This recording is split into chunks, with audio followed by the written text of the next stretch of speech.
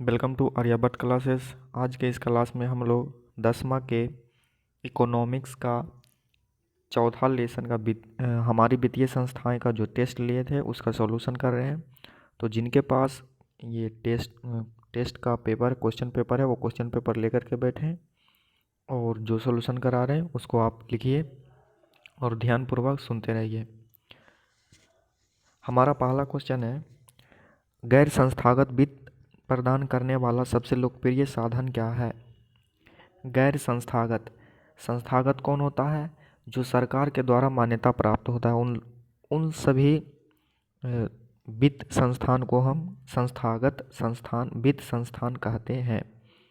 तो ये पूछ रहा है गैर संस्थागत यानी कि सरकार के द्वारा मान्यता प्राप्त नहीं है।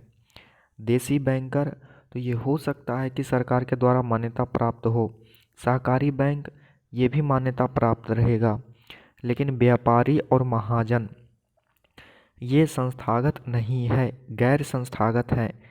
लेकिन इनमें व्यापारी कम मात्रा में क्या करते हैं, नहीं के बराबर ही क्या करते हैं, वित्त प्रदान करते हैं। तो इसका आंसर क्या होगा? ऑप्शन नंबर बी इसका सही आंसर होगा। लेकिन आप लोगों के जो बोर्ड का एग्ज़ाम होगा वहाँ पर महाजन देगा, परिवार देगा, तो आप लोगों को परिवार पर टिक लगाना है, परिवार को टिक लगा करके आना है। दूसरा क्वेश्चन है, इनमें से कौन संस्थागत वित्त संस्थान है? ऐसा कुछ करके होना चाहिए, क्वेश्चन गलत है थोड़ा सा। तो ये सेठ साहूकार क्या होगा? गैर संस्थागत है। रिश्तेदार गैर संस्थागत है। महाजन गैर संस्थागत है। इसका आंसर क्या होगा? ऑप्शन नंबर सी इसका सही आंसर होगा, व्यावसायिक बैंक। क्वेश्चन नंबर तीसरा है, भारत के केंद्रीय बैंक कौन है? तो ये आरबीआई है, reserve bank of India, RBI. इसका स्थापना कब हुआ था? तो 1935 में हुआ था। ये भी आपसे पूछता है कि 1935 आरबीआई का स्थापना। आरबीआई के अंतर्गत ही जो बैंक भारतीय बैंक का सारा सिस्टम है इसके अंतर्गत कार्य करता है। क्वेश्चन नंबर 4 है, राज्य में कार्यरत केंद्रीय सहकारी बैंकों की संख्या कितना है? तो ये 25 है। केंद्रीय सहकारी बैंक, तो ये 25 है। इसका ऑप्शन नंबर डी इसका सही आंसर होगा। क्वेश्चन नंबर 5 है, दीर्घकालीन ऋण प्रदान करने वाली संस्था कौन है? तो ये भूमि विकास बैंक के द्वारा दीर्घकालीन ऋण प्रदान किया जाता है। और तीनों प्रकार के लोन कौन देता है? तो जो प्राथमिक कृषि साख समिति है, तीनों प्रकार के यानी कि अल्पकालीन, मध्यकालीन और दीर्घकालीन ऋण प्रदान करते हैं। क्वेश्चन नंबर 6 है, भारत की वित्तीय राजधानी किसको बोलते हैं? हम मुंबई को कहते हैं, क्योंकि मुंबई में ही क्या है, अधिक से अधिक जो भारत का जितने भी वित्तीय संस्थान है यहीं पर है। कहाँ? मुंबई में। आरबीआई का भी हेडक्वार्टर कहाँ है? तो मुंबई में ही है।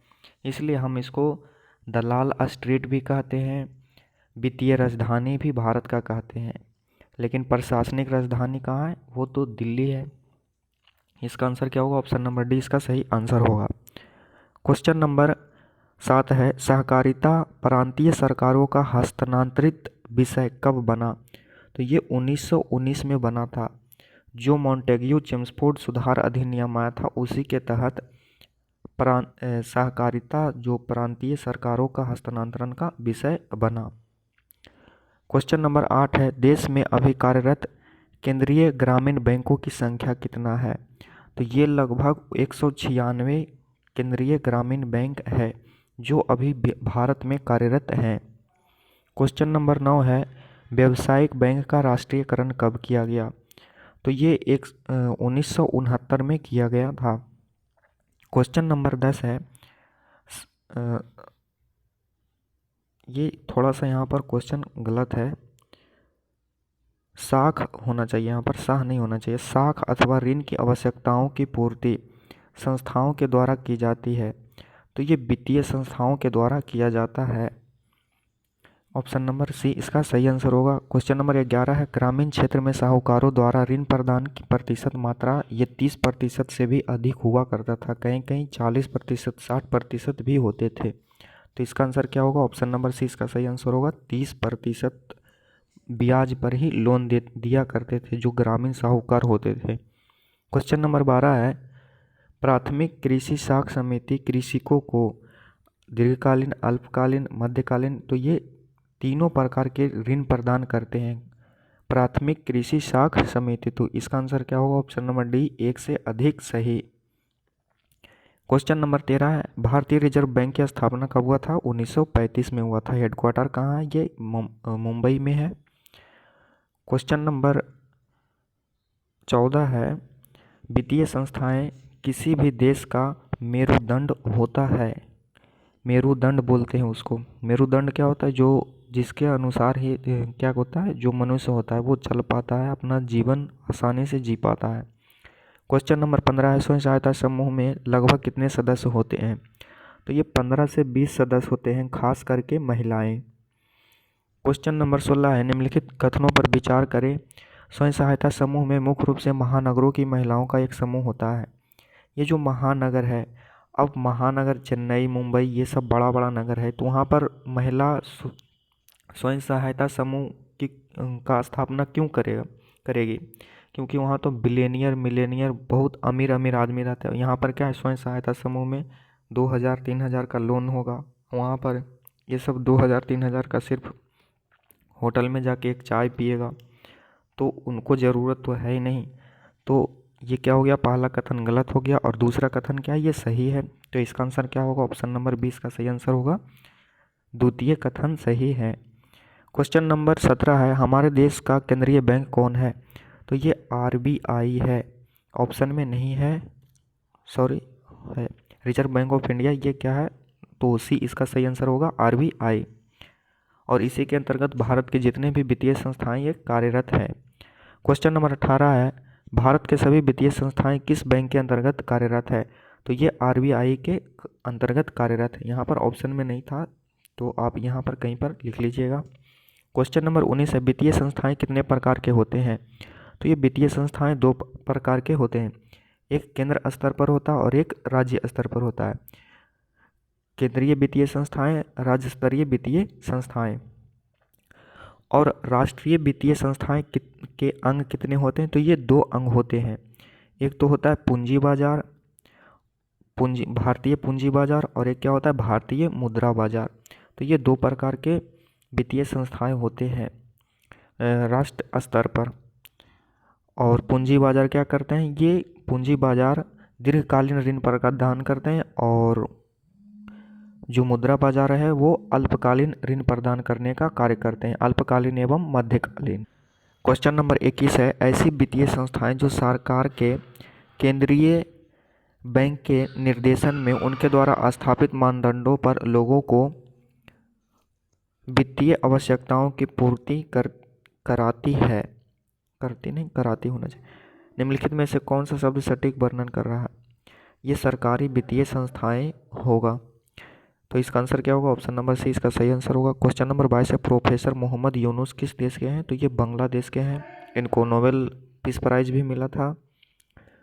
और इन्होंने जो क्वेश्चन नंबर 23 है, सूक्ष्म वित्तीय संस्थाएं के संदर्भ में किस व्यक्ति ने अपना योगदान दिया जिसके उपरांत उन्हें